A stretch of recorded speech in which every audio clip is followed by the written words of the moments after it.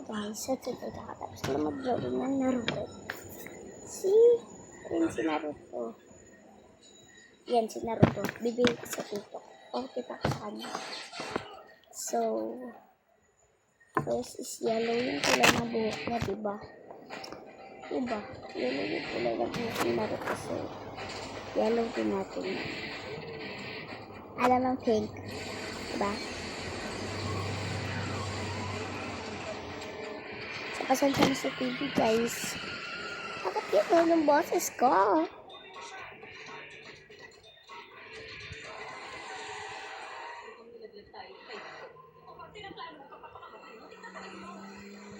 So, bawal malampas yung kulay.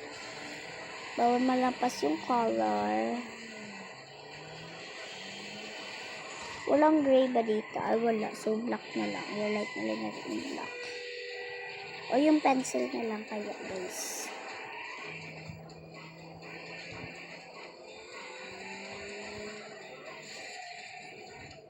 Ayan. So, pencil tayo. Oh, black na lang talaga natin. So,